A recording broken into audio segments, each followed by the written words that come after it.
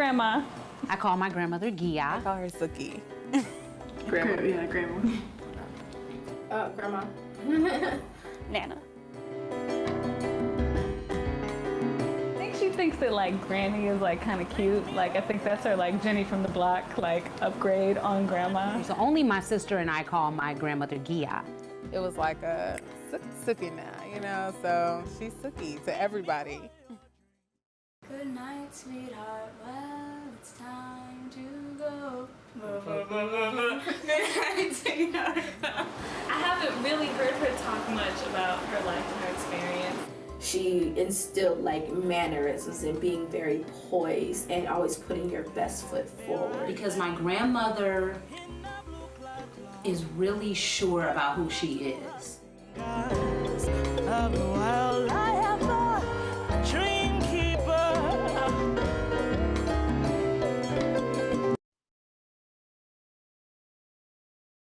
Hello, everyone, and welcome. Welcome back to the Grandmother Project presents Pearls and Pocketbooks, our monthly webinar experience featuring Black grandmothers and granddaughters discussing love, life, and everything in between. I am Melanie Brazil, and I am the creator of the Grandmother Project, an original 9-episode docuseries, which you just watched the trailer for, now live on YouTube. Be sure to visit our page and click subscribe. The link is in the chat. Before we get started, I want to take the time to thank each of you out there for your continued support. Thanks to each of you, I am proud to announce that we now have our own custom YouTube channel. This is huge, y'all. You can now reach us at youtube.com/The Grandmother Project. We did it. Thank you so much for subscribing, and please keep it coming and keep spreading the word. I also want to send love out there to anyone who may be in New Orleans and the state of Louisiana right now. We're sending prayers and good energy. We hope that you all stay safe. Last month, we chatted with 3 amazing sisters who went from playing childhood games to trapping squirrels to journeying together as grandmothers. This evening, we have got our most star-studded lineup yet. That's right, we are chatting with 2 of the brightest, most brilliant, and baddest women to ever grace the stage in Chicago and abroad. I am thrilled to have them both on the show tonight. Get ready, y'all. I am proud to present to you Pearls and Pocketbooks, episode 7, Showtime. All right, let's get started. Our first guest, Faye Butler, is an accomplished and decorated theater actress and singer who is proud to call Chicago her home. She has performed around the globe to international acclaim. She has performed and directed both musicals and plays in theaters across the country and abroad. With her 11-piece band, the EFO Orchestra, she is a recording artist and performs in concert venues, cabarets, clubs, and private events.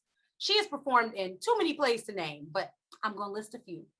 The Wiz, Crowns, Gypsy, Caroline or Change, Mamma Mia, Ma Rainey's Black Bottom, Showboat, and so many more. She is the recipient of 9 Joseph Jefferson Awards, 2 Helen Hayes Awards, 4 Black Theater Alliance Awards, the Ovation Award, Sarah Siddon's Leading Lady Award, 2 Black Excellence Awards, the Catherine V. Lamke Award, the Rosetta Llewellyn Award, John Barrymore, the After Dark Award, the Guy Atkins Award, and is a Lunt Fontaine Fellow.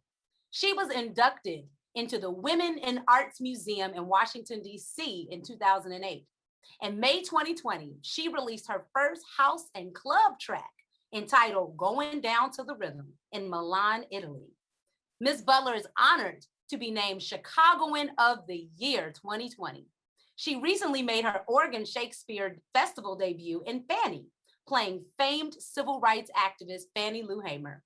She is no stranger to the Grandmother Project family, as she hosted our debut screening of the project at the Logan Center in 2019. It is my pleasure to introduce you to my mentor in this business, Faye Butler. Miss Faye, welcome. Hi, how you doing? It's good to see you. It's You're so good to beautiful. have you on Oh, here. it's so good to be here. Thank you for having me. Thank you, thank you, thank you.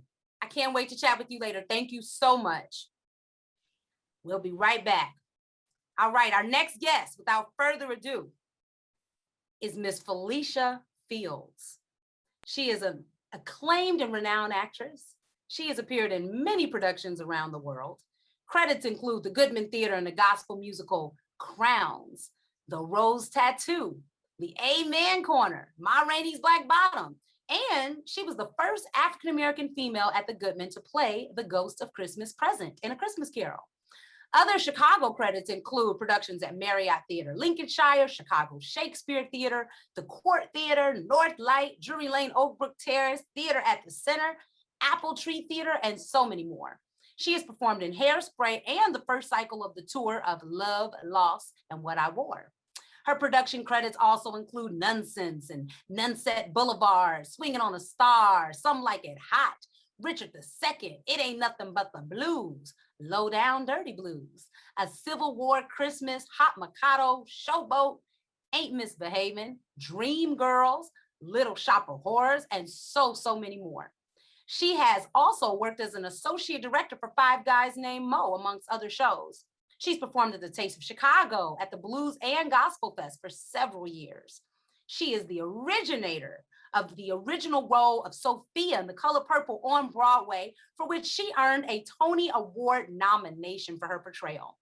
That performance also earned her a 2006 Theater World Award, a Clarence Derwin Award, 2 Broadway.com awards, and an NAACP nomination and a Denver Post Ovation Award.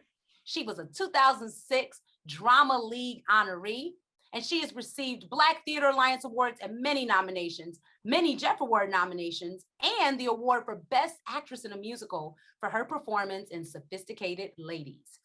TV credits include Early Edition, Save the Last Dance, Chicago Fire, Chicago PD, and so many numerous commercials and voiceovers. Governor Pat Quinn declared July 24th Felicia P. Fields Day in 2007. She recently reunited with our first guest, Ms. Faye Butler, for a cabaret entitled Let the Good Times Roll. She is a Chicago legend and another actress who has sewn into me, who I truly admire. It is my pleasure to introduce you to Miss Felicia Fields. Miss Felicia, welcome. Is she there? Felicia, see, this is what Agent happens. Miss in our- Felicia. I'm sorry, I took a nap on your introduction. Ladies, thank you so much for joining me this evening. We'll have us both get on. It is such a ball. You know what? I've had the pleasure of working with both of you. In fact, the three of us were in Crowns together at the Good. All right. Yes, it feels like it was just yesterday, but I guess it was some time ago now. Yes, it was. These years are just going by, aren't they? Woo, woo, woo. I am so thrilled to have both of you joining me today on the show. It is a pleasure. How have you all been? What is new? Miss Ife, where are you tuning in today from? Right now I'm in Washington, D.C. I'm still doing Fanny, and I just left Ashland, Oregon, where all the smoke and fire is this morning at 6 o'clock. So I'm 3 hours ahead of where I was 6 hours ago. So I did a 6-hour flight, and I love you a lot. And of course, anytime I can talk to you, and of course, you know, my best friend here, Miss Felicia P. Fields. That's right. I've been watching her burn, baby, burn. She was a real friend, no Mel. She'd have gotten me a ticket and let me come burn with her, so we could have been Thelma and Louise. I'm so glad you stayed safe in those fires. And thank you. You know what? Just talk about a star. Jet setting, hopped on a plane. So we just thank you for being here. And Miss Felicia, we thank you. We know that you stay busy out here. We know that Listen, you have requests to make the I bow my head off to Miss Butler, because that's the only person I know worked straight through a pandemic. And somehow she managed to work through this pandemic. She's the only person I know in theaters worked through the pandemic. Miss E.J. Butler had the one job, you all, and it was in Fanny. That is the one play you could see throughout the pandemic. Okay. I chat with you all about you know, how you got started. Briefly, if you could just tell us, you know, this profession is still one that not many people, you know, they really don't know the ins and outs of it. So can you take us back to the beginning? Maybe we can start with you, Miss Ife. How did you get into this business, and what did your friends and family think when you said you wanted to be an actress? Well, quickly, my mom always had us in the arts as kids. It didn't matter what it was. She constantly had something cultural going on. If she took us to the movies, if she took us to see a concert, the ballet, the symphony, chamber, or she was like, let's go to the Art Institute. Let's walk down State Street. I know people don't remember that, but it used to be a time on Sunday, you would get out of church and you were dressed and you would go downtown to State Street and have dinner. It's at one of those fabulous restaurants down there. You know, Black families did that. And you were dressed, you used to take the jitney down there off of, you know, King Drive. You come down there, you see stuff. So that's the way I kind of grew up. So when I said to my mother, I wanted to be an actress, she was like, okay, but you're going to have to do it. You know, and that I was blessed. That's me. Now, you know that building that you live in? That's my apartment in that building. Oh my goodness. So, you know, South Side. South Shore. But yeah, so that's me and my sister. But you know, so did y'all see the fear in her sister's eyes? Shut up. Let's get that slide back up. We'll put it back up so we can see this picture. That's right. Look at this. Look at her sister scared of her. That's my favorite Ife Butler picture. So that's you on the right. Is that right? And that's me with my legs crossed. Crossing her legs and perched. How old were you there, Faye? I was 6. Perched at 6. I was 6 years old. Smile for the camera. She loves my sister looking terrorized. That's all. Whole thing. That was the beginning. Well, you know, and I think that that's awesome. You talked about always sort of having that foundation in the arts, you know, and that support. And I think that's important because I think sometimes we don't realize that, you know, even though that you need that and that there were parents out there really pushing the arts, you know. What about you, Miss Felicia? How did you become an actress? Well, first of all, I agree with you totally. And that's a lot of what is a problem right now. These young people don't understand the ability and they have the ability to learn from so many people, just how it goes in this business. They have mentors, just like you said, how you feel about Faye. And some of that stuff we didn't have an opportunity to jump on board for. Arts was in the school then, you know, and we had an opportunity to see shows, children's shows and things of that nature they're taking arts out of the schools. So that's the first thing to go. And they ain't taking sports out, but they are definitely taking arts out. I was not as fortunate as Miss Butler. I had the privilege of knowing her mother, who was the grande dame. I don't think she knew she was Black, but, which is why Faye don't know she Black either. That's what she said. Yeah, we grew up on 72nd and Perry. I was in the heart of the ghetto, but we had church, and I grew up in the church. And first, I was not a singer at all in the church. I was doing these like dramatic poetry readings, like The Creation, and I did The Creation. You did the other one. The Judgment Day by James Weldon Johnson. Yes. Wow. So we both, you know, being in the dressing room with her, we found out a lot of things we have in common. And so, and her mother does sayings, and my mother does sayings, and she would say something. I go, oh my God, my mother used to say that. And my grandmother used to say that. Her grandmother was deadly for some of her stuff, you know. Ooh, baby. But that's how we kind of got to know each other in those dressing rooms, listening to those sayings. But I was in church, and 2 Caucasian people heard me sing, and they were working on a project called Stones, and they needed someone to do some singing in their little makeshift studio in Wilmette. Wow. The title of the show was called Stones, and they worked on the project with, what what's his name? Faye. Was it Harry? No. Harry Lennox was in it, but Greg? It was a Greg. the writer. No, Paula Scrofano's or John Rieger. John, Okay. he was one of the writers, and there was a gentleman named Rufus Hill who was like the impresario of music and the master of, he was about the only African-American at that time who could really take charge of musical theater here in Chicago. And so he heard me sing and he said, "Child, you should go and audition for The Wiz." And being very aloof and nonchalant about the whole thing, because I had intentions of continuing school and being a teacher. Not no teacher in grammar school either. I'd like to make that clear because I Not the small kids, huh? But it altered the course of my journey because I was at the Marriott and started there, where I met Miss Butler, who insisted that I learn how to talk and not just sing. And the rest is kind of like historical. That's amazing. Wait, we have a picture of the two of you because for all of you out there, you all have done quite a bit together and you also have your own cabaret show. So let's get that picture up there.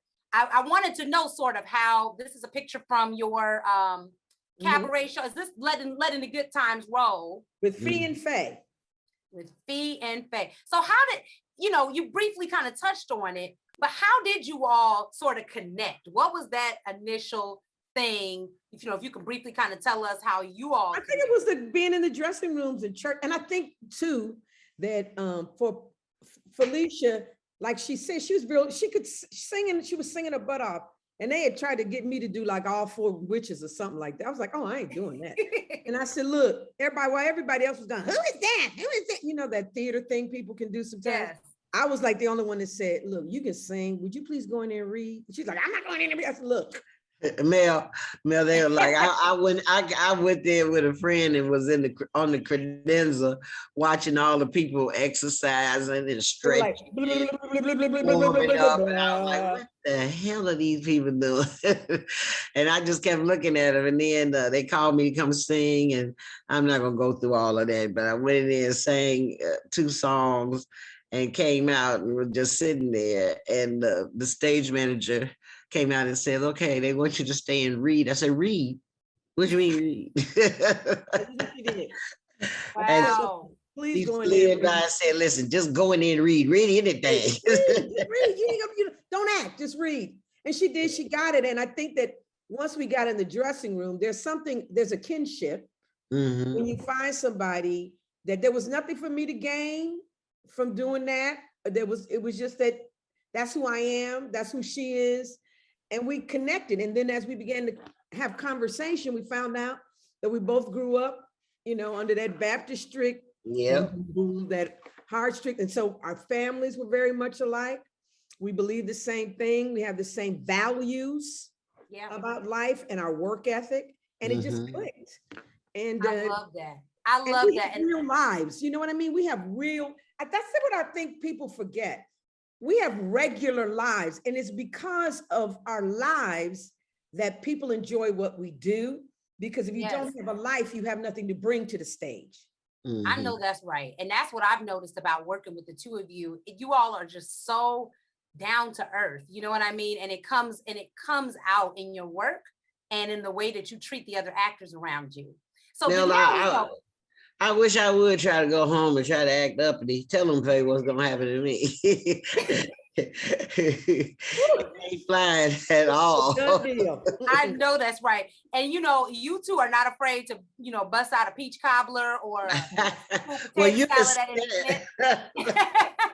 well, when we did our show a few years ago for New Year's Eve, Felicia and I prepared and did a buffet meal for 150 people. Wow. And we ended up with 27 dishes that both she and I made. We did it. See, now where do you go to a show where they cook and we gave them a show. And you got a show and you got good food. I told you. And a bar. We did the whole thing. We did a whole thing. We did a whole thing. So yeah, we like to do stuff like that. I love it. Homebodies. I love it.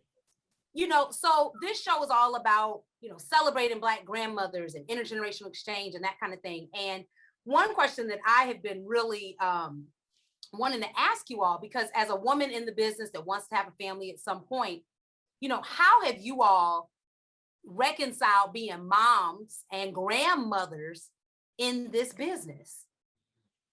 It's not an easy task. It really isn't. And for people that don't have children, they don't quite understand. In the early years, there's a word called favor that stays with me. You know, a lot of the background that happened in church, it reveals itself as age comes upon you. And the word favor is a word that don't have no clarity to it till you start getting older and you start getting into some things. And because when you step out on faith, when you have children, you know, you find out a lot of people are willing to understand and help you. Some people don't, you know, some people don't, but some people do. Yes, that's my, she's a mess, that one there. You know, and my son, he's a great singer, but he doesn't want to sing in the business. You know, he wants to sing in church, he wants to stay there, but he's the best singer of everybody. And you know, it's a blessing when people take you under their wing. And in spite of the things, you know, because they're children like everybody else, they had to go to school. I had to get up in the morning, I had to do things, and I had to be at the children's show.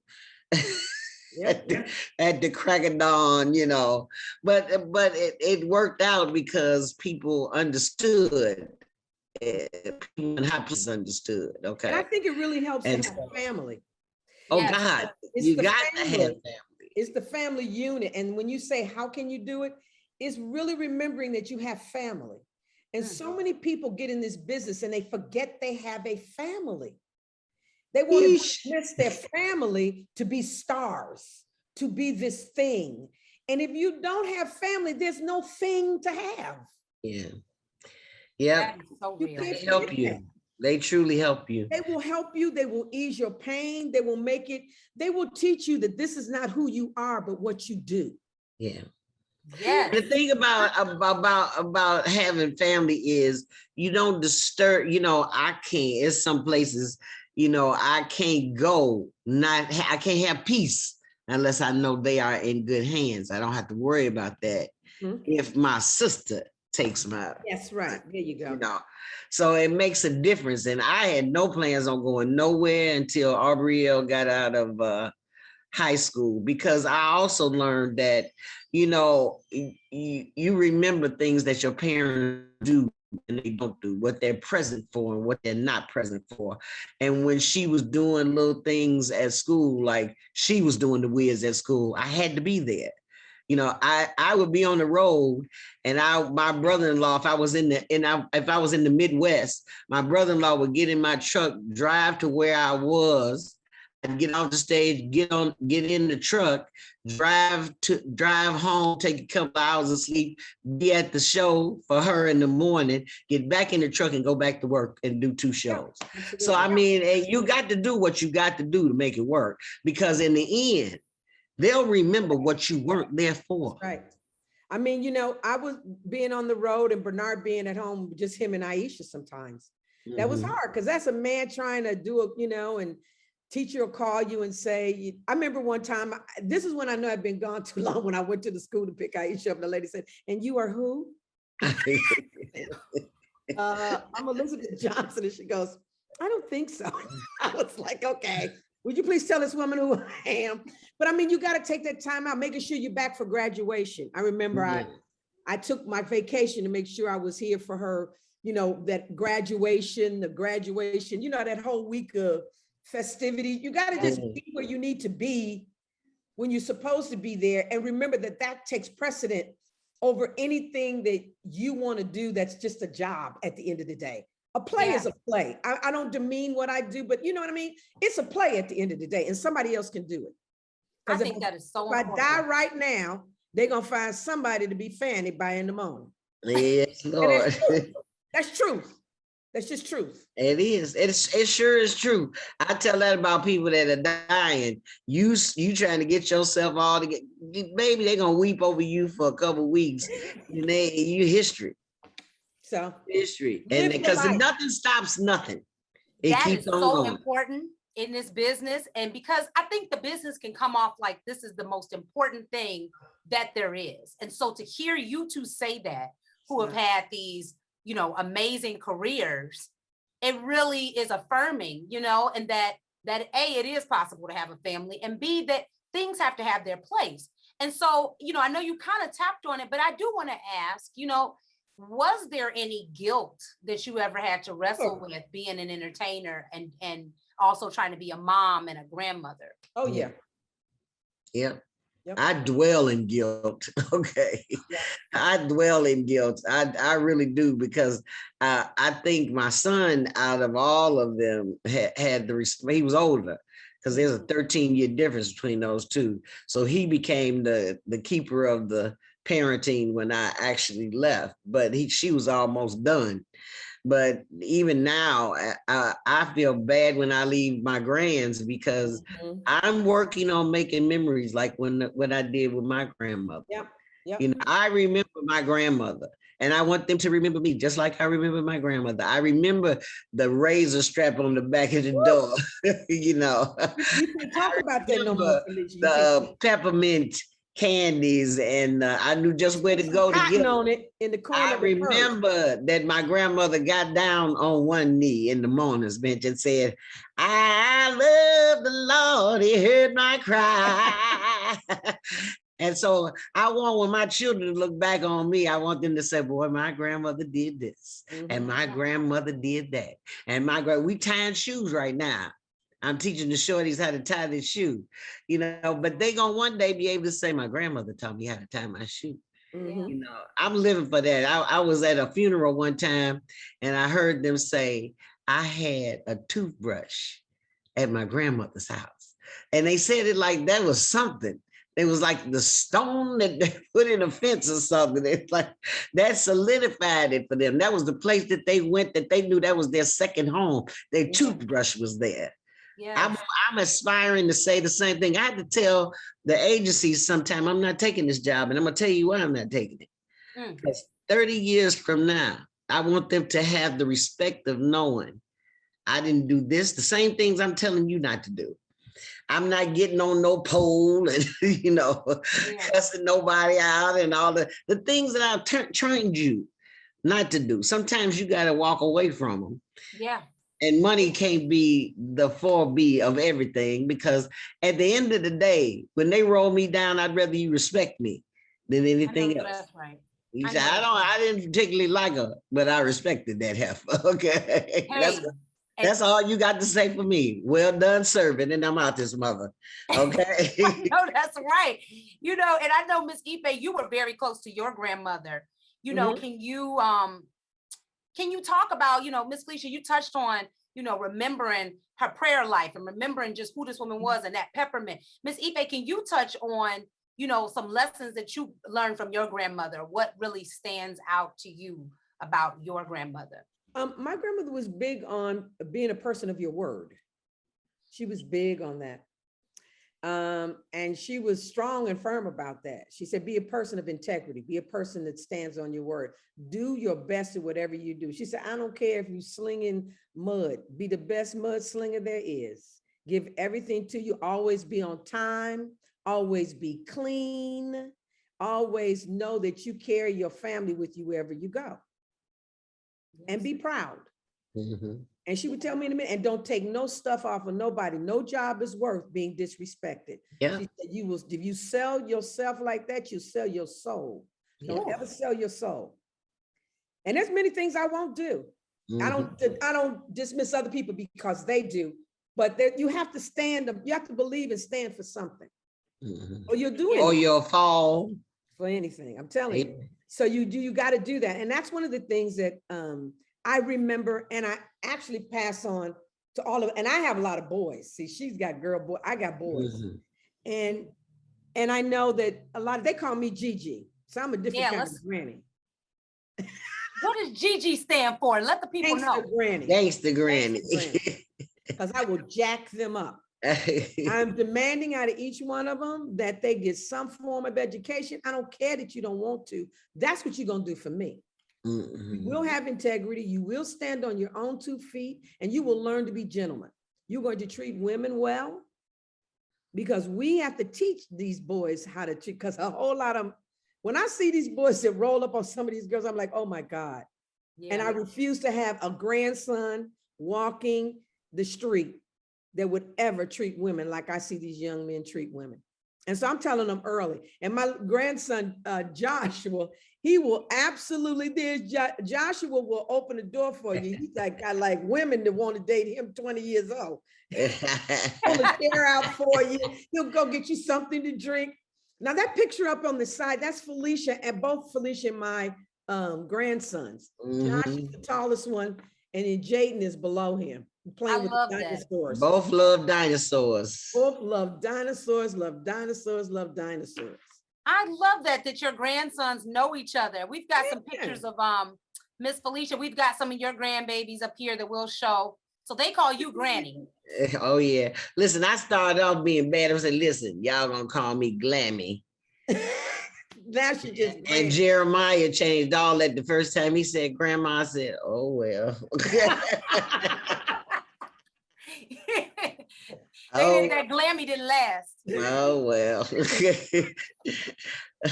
Oh, I think that's wonderful. So Mel, that picture with the guitar player Felton. That's a privilege of being a grandmother in the arts. Now he got Jaden when he was little. He bought him a guitar, and Jaden really thought he was playing that guitar too. He was very proud of himself. He wasn't playing one note, but he was very, very. Listen, we were singing the blues, and Felton was playing it, and Jaden really was serious because he thought he was the author of that music. I love that. And that kind of is a great segue for our next question, which is, like I said, most kids, they think about their grandmother's careers. They're like, yeah, my grandmother was a nurse, a teacher. She stayed at home. You all are getting standing ovations, traveling, doing some really cool stuff. But I want to know, what do your grandkids think about it? Are they impressed? Are they enamored? What are their thoughts on it? Well, I will tell you what Josh said to me the other day. He says, so I hear you're going to DC again. He says, I don't understand why you just don't give me a ticket, and why am I not there?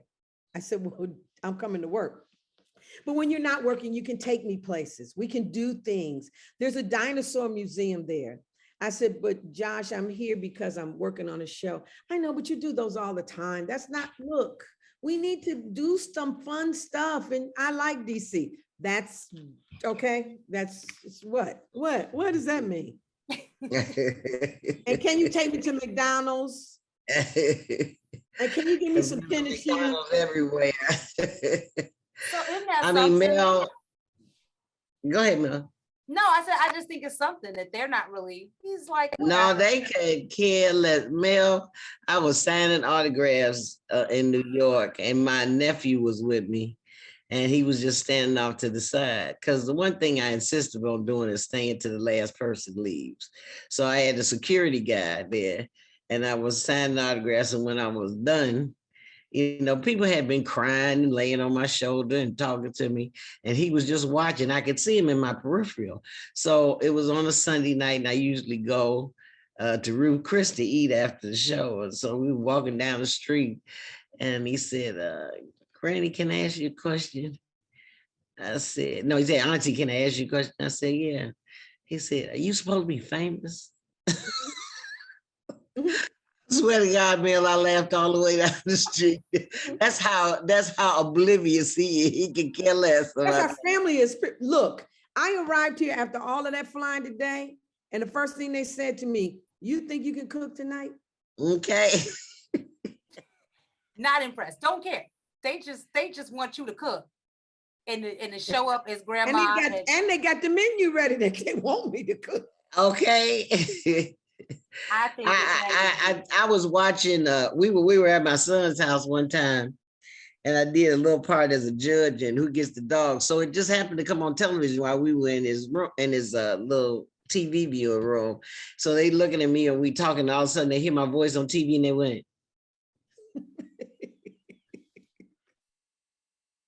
"Is that you?" I said, "Who it look like?" All the time. And then they went right on back to whatever they was doing. That's it. It doesn't matter. I think that is so funny. I mean, you know, that's the kind of the humbling thing about family is like at the end of the day, that stuff doesn't matter. It's those little things that matter. It's I want to play with my dinosaurs. I want your, you know, seafood potato salad, you know. And so I just think that that's, like I said, so affirming as a younger actress for me to hear that from you all. You know, I want to segue into another question that people have written me about. We've collected some questions from some of our fans, and this is one that I have as well, which is, you know, as women, many of us are aging in this industry is scary. Let's be real. You're worried about the fear that you're going to age out, that you know, you're not going to get these roles because you're aging. How have you all embraced aging in this industry? Well, my take on it is this, is that you have to change, and you have to constantly reinvent yourself. And if you get stuck into a pattern that you're focused on age and not the work, then you're not doing the work. You age yourself out. People don't age you out. You age yourself out by not keeping on top of your chops. You age yourself out when you don't take care of your physical body. You age yourself out when you don't take care of your skin and your hair. You age yourself out when you no longer audition. You age yourself out when you don't go and take vocal training and a dance class and can still go to the gym. That's how you age yourself out. Yeah. Because there's too many people that you are always surprised how old they are and the kind of work they do. But it takes the constant work. Now, you don't have to do that. But if that is a conscious something you're thinking about, the only way you age yourself out. Because when I'm ready to stop doing this, I will be ready to stop doing this. Yeah. And that's when I age myself out. Amen. You can create work. Felicia and I create work individually, collaboratively, and with theaters.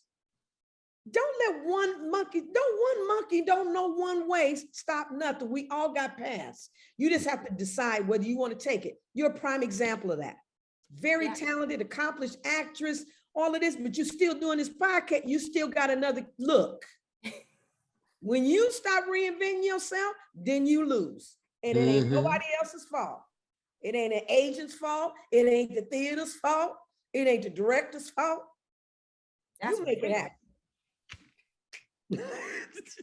You said that. No, seriously, you know, that's so real. We have to keep reinventing ourselves. I think that translates for everybody out there watching to any career, to anything in life, right? You know, and what about you, Miss Felicia? I know that you've been somebody that, again, like you all have worked through so many different phases and done so many different types of roles. What are your thoughts on sort of keeping it fresh? First of all, I'm a human being. I had to learn that in this business. I got sick. My vocals changed. And they didn't have anything to do with anything other than life and the cards I was dealt. And at first, it took me for a loop. But I learned that I went from being a soprano to a tenor, and I had to make it work. I got lupus and psoriasis on my feet. My feet would be bleeding. I'd leave the stage, wrap my feet, and go back on stage. And I never let nobody know. It's paying your dues and doing what you got to do if you want to stay in this business. I have taken steroids, so I gained a lot of weight. I don't have to discuss that with nobody. Faye would know, but I don't have to discuss that with anybody. Because the bottom line is if I want to pursue this avenue of work, I must do what I have to do. And all that belly aching and crying and weeping and moaning don't mean nothing. If you don't want to work, and for those who had perfect health, When I went to New York, the first day of work, after the opening, people was signed off. I was popping Tylenol and going back to work. You got to do what you got to do in this business and quit belly aching about it and pay your dues. Or get out. And when I leave the stage, it will be my choice. Mm-hmm. Won't be because you young people ran me nowhere. Oh. It'll be because I decided you didn't help me get on the stage. You wasn't a flicker in your mother's eye when I was paying my dues. Some of y'all wasn't even here. Wow. When I'm ready to go, I will bid you adieu. But until then, I'll do what I have to do what I decided to do. That is a word right there, y'all. I will do what I have to do. Wow. Until I do what I decide to do. And I love that. You know what, y'all, these are the perfect segues. Because again, those people, everybody out here, I'm sure by now they're getting to know you, but you all radiate confidence in any room that you're a part of. And so now I have to ask, were you always this confident? Did you always have this voice in this business, or was that something that came with age and maturity? It becomes knowing your value in this business. Yeah. You learn a lot if you shut up and listen. Mm-hmm. You learn a lot if you pay attention and you don't become a rebel rouser. Mm-hmm. You learn what to do and what not to do. Because everybody thinks it's easy to be in this business. I love it when people say, you look like you're having fun. Yeah, you try to keep your voice intact 8 shows a week. You try to keep your health going. And you getting off a plane, you got to go to work. And your life is not normal. It's not normal. And you have to take care of yourself. It's a lot of stuff that goes on in being in this business. And you got to do what you got to do to make it work. Ain't nobody going to give you nothing. Ain't nobody going to give you nothing here. It's gazillions of people waiting to stand in your shoes. Mm-hmm. You think just because you talented, that's going to be it. That's not the beginning and the end of it. No. That's not it. Yeah. And that's a portion. Yeah. I think I got mine because of what I said about my grandmother. My grandmother always told me to stand up for myself, and my mom was big on that. Anybody knew my mother, my mother was the woman that would call a reviewer and said, first of all, you gave my daughter a horrible review and you were absolutely wrong. I don't know what show you get. And you have horrible grammatic. Your grammar is. She would just go off on Richard Christensen. She would go off. It was Christensen too. Go off on Richard Christensen. She said, you need to be fired. And so she would do that. So knowing that, when I go in a room, it wasn't that, I don't think I was so much, I thought I was confident, is I know what was right. And that's what I think people don't do when they're in rooms. They don't think about what's right to do. Forget who, I don't care, you put your pants on the same way I do. That's not right. That's who I am. I'm not like, oh, I'm so-and-so. Yeah, it's not that. It's not that, because that's drama. And I get paid to do that, so I don't have to do that. But I'm talking about honestly saying, you're not going to talk to her like that. No, we're not going to do that. We're not going to do that. Yeah. Mel, it's like 30 people vying for the same position. You're going to get some and you're not going to get some. Yeah. Sometimes you want something so bad, but it's not your time. So you learn and you prepare for your time. Sometimes I've done things and I wish I hadn't got them because I'm ready to do them now. Sometimes God does not put you in a place where you're not prepared to represent. He's doing you a favor because it belonged to somebody else. Some things you got your name on it and it's your time. And so you need to sometimes just sit, learn, and observe. And when your time comes, you'll slide right in that slide, and you'll get every accolade that you deserve. May I add to that? That, along with exactly what Felicia says, is exactly why my mantra is, now you have to live your life. Because all of that she's talking about is going to happen while you're living your life. They are not separate. They're Mhm. intergenerational. You must now live your life. Yes. Because if you're not living your life, that other stuff she just talked about, if you're just sitting there like this, it ain't gonna happen like that. That's what that is. Live your life, get a relationship, hang out with your family, do your thing, and all of a sudden somebody goes ring, ring, ring, ring, ring. Mel, we have an audition for you. What? Yes. Okay. Yeah. I'm ready. Oh, this is good advice, y'all, because this is exactly how it goes, and again, with performers, sometimes there's this desperation, right? And that's never the place. At least I know you all know that's never the place I've ever booked anything from. It's never when you're waiting by the phone and sitting around. And no, you have to be active. You have to generate. And both of you, like you said, you have generated your own buzz. You all did a cabaret together. You all do shows together. You're doing concerts. I mean, both of you, every time I look up, I said, wow, they got more up their sleeves. But we're very two different individuals. And, she does what she does, and she's great at what she does, and I do what I do. And so I'm not trying to do her job. When she's in that pocket where she's in, I let her run the race. If I don't agree with it, I'll take her to the side and I'll say, listen, da, da, da, da, da, and she'll listen.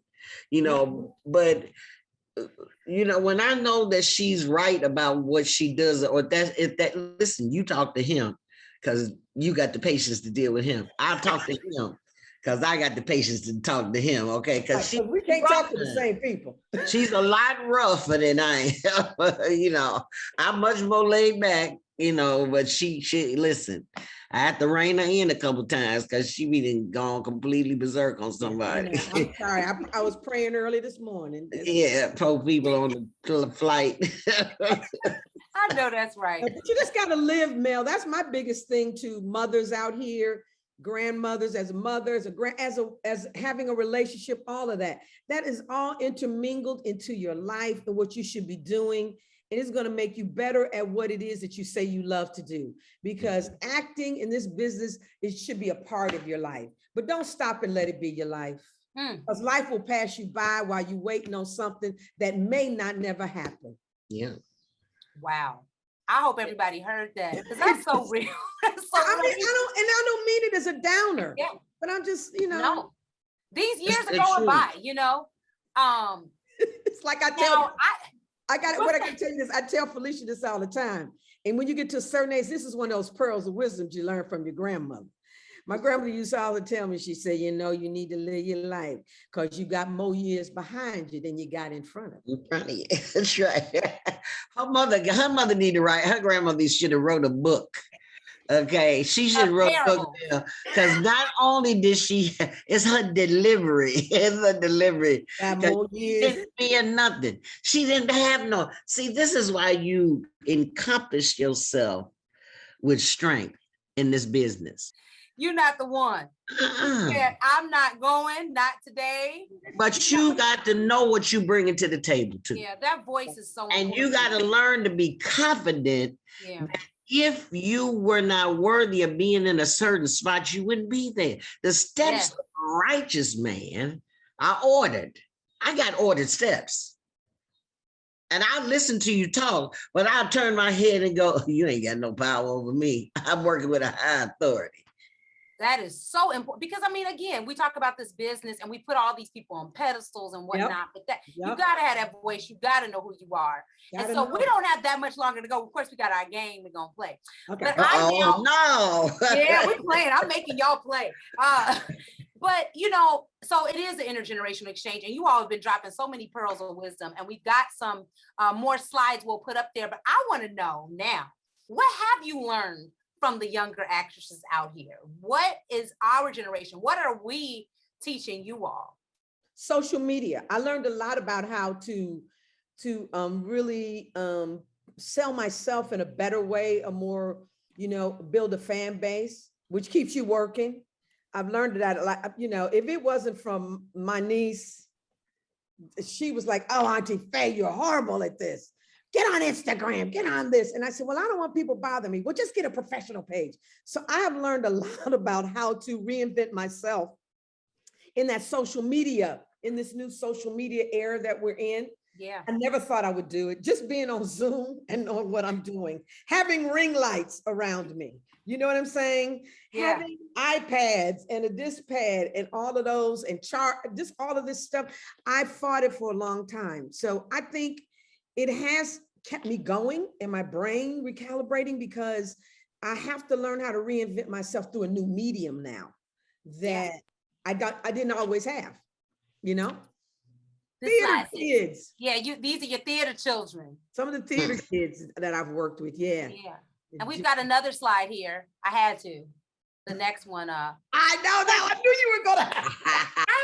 you played my mom. I know. That's what I said. I knew you. I know I'm your favorite theater kid. Look at us. We're so young. You Lord. say Yeah, I Ife know, love right? the kids. Who are you, Marty Mar? Oh, don't worry, Miss Felicia. We got you. We know you love the kids too. We'll go to the next Lord. slide. Oh yeah. We got Miss Felicia here from Crowns. That's right. Lord. Man, I remember that one. Marquita. Yes, Yep. Mark. Yes. Yeah. Awesome production. Another one that that was the show that we all three did together. Yep. And so, Miss Felicia, what are you learning? What are you learning from the young folks? You know, us millennials, the Gen Z folks. What are you learning? That's positive. I've learned to pray. I learned to pray. That's y'all keep me in your prayers. I ain't gonna lie. I'm gonna just say I learned to appreciate my generation. She wants to know about she want to listen. What you want to do, Faye? You're grateful for the modern technology. Today, my phone overheated and I almost threw it upside the wall. Because old phones don't overheat. You're dragging her into the 21st. You're dragging her, but I'm gonna get her there. Yeah, keep praying for me. We're gonna get you on Instagram. It's a lot of young people that I find that I respect quite a bit, and it's because they listen. The wisdom they have is to listen. When I was their age, I listened. And I'm going to just leave it. Hey, Aaron, I'm going to leave it in a place where I'm praying, you know, that we don't lose sight of some values. You know, I admire the gutsiness of a lot of the young people. But there's a fine line that we have to walk. Mm-hmm. But I'm a few years older than her. She pray for me though. Pray for me that I get better. Well, you know what, Felicia, you know, we're being both grandmothers, we're different kind of grandmothers. Felicia truly is the grandmother that's the homebody grandmother. She's the grandmother that she loves having the kids over, and every time she go to the store, she looking for something for them, which I love. I'm with her a lot of times. I'm like, what is you doing? Well, I was looking and Jeremiah need this, and if I get Jeremiah, Jaden got to have this, and then Chrissy, who I can't stand her, I got to buy her some, and then Ladybug. I found this ladybug, and that's her. Me, I'm in the store. I said, look, you get nothing. Be quiet, don't ask me anything, and I might take you to get an ice cream. Now let's go. That's why they call you Gigi Gangsta Grandma. So I am a disciplinarian, though. I don't make them think that I'm a pushover. I am a disciplinarian. Shut up, Felicia. Go on, Melanie. Go on, Melanie. Now you know what, Miss Felicia. I don't know. I could see that. I mean, you're sweet, but I don't know if I'd ever want to cross you personally. I don't think I'd really want to. Either one of you. Really. Now, Faye, go on and tell them. Don't make them think I'm that soft, okay? Let me say this. I'm still praying for your son, and I'm surprised you ain't in prison for all of the pain you put on that boy. So let me say that. I'll leave it at that. I know they turned out good though. That's right. So before we play our game, I want you all to, you know, how would you describe one word? You got think long, think wrong. How would you describe being a Black grandmother in showbiz in one word? You only got one word. Amazing. Yeah. Melly said, yeah. Miss Felicia, you next. Grateful. One word. Think long, think wrong. Grateful. Yeah, it's a blessing. I'm To be sure in it's this business and to stay in this business, I'm grateful because some people just don't make it. Yep. And when you can make it and have children, pow, you get that double dose. That's it. yes. That's why it's Yes. amazing. To go on family vacations and still be able to do a show and then have Thanksgiving together. And that show just be a memory in your past, to be able to still have, distant relatives around and have good friends like that you meet through theater, like Felicia, and our families bond. That's what a village is. That's what a village is. This is all this stuff that folks talking about. We trying to rebuild our communities. That's what it is. It's person to person. It's, and when you have that as a grandparent and as a mother, as a sister, as an aunt, as a friend, as a sister girl, you live in good life. You live in good life to have that kind of love around you because it protects you. And then when you add God to that at the top of it, you got it going. Just live your life. Mel, People it's take like it's not easy all the time. No, because but live I've it. I've spent some Thanksgivings with one pork chop and sometimes with cornflakes, Mhm. because I wasn't at home. Mhm. It's Yeah. a sacrifice that I made, and believe me, I cried by myself in a little shack in New York when I had a huge 4-bedroom house at home Mhm. and nobody to be with on Thanksgiving and Christmas when I am the host Mhm. of The Thanksgiving. feast. Yeah. So it's a sacrifice, Mhm. Yeah. Yeah. but I survived. Mhm. You did. And you all have talked about that balance. And this has just been, listen, this conversation blessed me. But now, now we're going to play the All right. Pearls and Pocketbooks pop-up game. Uh-oh, I'm scared. I'm so Get scared. ready, y'all. Stay tuned. You all out there watching, you are in for a treat. Let's get these pop-up. We're going to get the pop-up game up. Get ready. Oh my goodness. I've been looking forward to this all day. We just loading up our little pop-up game in a I second. think my computer's going out. Oh no, your computer is just fine. All right. We've got actually, you know what? Well, yeah, we'll start with this slide here. All right, first up, we got Miss Ife. Yes. And this part of the game is called What's That Child's Name? I need you to answer this celebrity. What's this child's name? Is this Nicki Minaj? Is No. this Saweetie? Or is No. this Lizzo? Lizzo. Oh, they both got it. Okay. Lizzo. Listen, y'all, they're in tune with the youth. We're going to go to the next slide. This next category, what's this child's name? Is That's my this girl. SZA? Is this Doja Cat? Or is this, y'all know? If so- Okkkkkurrrr. Cardi B. Yes, come on. Cardi B. Listen, I was waiting to stump you all. It's Cardi B. Come on with it, baby. My name Gigi. What you talking about? Who you talking to? I didn't think you all would know this. All right, so now we're gonna I love her. She from Love and Hip Hop. come on. Do you see this? That's why they said they keep up with the youth. That's why they still out here. We'll pop those slides back out for a second, so we don't need, we'll lose the slide. This next question, next category is this or that. Miss Ife, you're first. You just gotta pick one. Which one would you take or leave? So this or that, would you rather have Ain't Misbehaving or Smokey Joe's Cafe? Smokey Joe's Cafe. Oh, I thought you were gonna pick Ain't Misbehaving. Mm-hmm. No. Smokey Joe's. Okay, well, Miss Felicia, you next. We got Dream Girls up or The Wiz. One gotta go. Think long, think wrong. I'm going to say I like The Wiz. Yes, that was the right answer. I mean, there isn't a right answer, but yes, for sure. Now we got, what's that from? All right, this line, this first one is from Miss Ife. I found God in myself. Oh no, we'll lose the slide for a second. Oh, we're gonna pull that one out. Ha ha. I'm gonna beat you up. So this is what's that from? I found God in myself and I loved her. I loved her fiercely. What is that from? Well, Color Girls. Okay, y'all see that it's fresh. All right, now Miss Felicia, yours might be a little tricky. Oh no. Here's this quote. When I put on a hat, it's with the spirits I'm communing.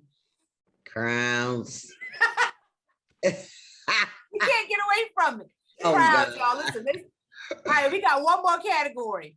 This category is called the throwback swap. Uh-oh. We'll get the slides back up. Miss Felicia, this is your question. What show is Miss Ife doing in this picture? What is this from? Hello, Dolly. Oh, that is correct. Wow. Dolly Levi was not the N-word. Look at Faye, look how young you look there, girl. Shut up. All right, you next, Miss Felicia. We'll get the next slide up. Miss Ife, what show is this from? Ooh. Wait a minute. This must be Amen Corner. No. It's not? No. It was a trick question. Miss Felicia. My one and only. Yeah. Oh, the thingamajiggy person. The girl. Yeah. Okay. Yeah. I saw the robe and thought it was that one. Okay. I remember now. Ladies, this has been a ball. We got a couple shout outs out here. We got Andrea Brazil saying that you all are amazing. We got Cecily Smith Stovall all the way from in Melbourne, Australia. Oh my goodness. Saying hello. She made it for a minute. Aaron May said, what's up? Aaron, where are you hiding? Boy, call me. Okay. Aaron, you just got a call out on a live webinar. Faith Ramey says hello. Faye. Lonnie Shute says you all are so cool. That game was funny. I just knew you weren't gonna know who Lizzo was, but I'm impressed. Hey. Come on. I'm impressed. I really was like, oh, they're not gonna know this is gonna be fun. Well, I want to thank all of you out there for joining us for another episode of Pearls and Pocketbooks. Special thanks to Henrique Lazari, our technical engineer, who's been putting up these slides. Hey, our agent, we all three have the same agent. Sam I know, and he's on here. Where's Sam? He said it was the best. Thank you, Sam. Thank you, Ebony Blake, all the way in New York City. Yo, this was amazing. As I mentioned to you all, please continue to support the Grandmother Project. It's youtube.com/the Grandmother Project. Congratulations to you. Congratulations. Yes, Thank Mel. you. Keep up the good work, baby girl. Y'all support Mel. Oh, Aaron says donate now. I didn't say it. Aaron said donate. Donate. Felicia, say donate. They listen. Donate. Yes, they listen to y'all. Y'all got Pocketbooks need money. We will come over your house with switches. And if you know what switches is, you know I ain't playing. The grandmother will get you. Listen, so you're going to get a special message after this of how you can donate. They said it, not me. I want to thank you all. Please join us. We're the last Sunday every month for another episode of Pearls and Pocketbooks. So stay tuned for this special message. And Miss Ife and Miss Felicia, I thank you. I'm so glad we got to see each other. Thank you. Another episode Thank you, of Pearls Mel. and Pocketbooks. Thank you all. Stay tuned. Thank you. Thank you. Hey, Keisha. All right. Bye, y'all. Thank you, everyone. Bye, Rita. Bye-bye. Thank you. See y'all next month. Grandmother Project is easy. Simply go to www.grandmotherprojectseries.com and click donate. You'll be directed to our PayPal page where you can enter an amount to help support the creation of new episodes and content. Be sure to like and subscribe to our page on YouTube and follow us on social media. See you next month on the next Pearls and Pocketbooks.